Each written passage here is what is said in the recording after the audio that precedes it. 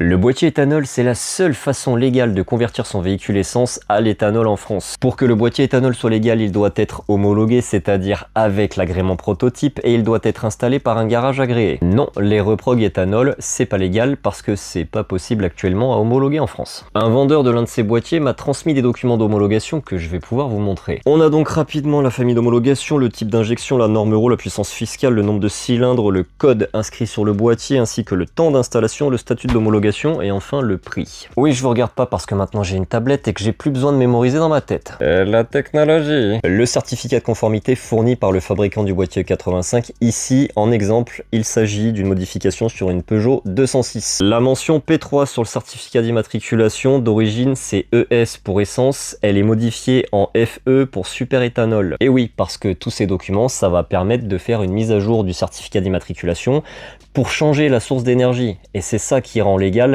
tout le process. On peut lire de manière explicite dans ce document que le véhicule modifié est entièrement conforme au type variante version dont le prototype a fait l'objet du procès verbal d'agrément de prototype et qu'il n'a pas besoin de réception à titre isolé. Il est également mentionné que ce type de document doit être conservé à bord du véhicule, notamment pour le contrôle technique, puisque le contrôle technique vérifie la conformité des boîtiers installés. Pour finir, le document du Centre national de réception des véhicules, qui vient confirmer que tout ce bazar est totalement légal et homologué sur le véhicule, tout en citant les textes du code de la route ainsi que les arrêtés en vigueur. On apprend également que ça a été présenté à l'UTAC avec le numéro du rapport d'essai. Aucune mention particulière à faire apparaître sur le certificat d'immatriculation puisque, comme je vous l'ai expliqué plus tôt dans cette vidéo, la seule chose qui change, c'est en P3 le type de carburant. Absolument tout est expliqué dans l'arrêté du 30 novembre 2017 relatif aux conditions d'homologation et d'installation des dispositifs de conversion des véhicules à motorisation essence en motorisation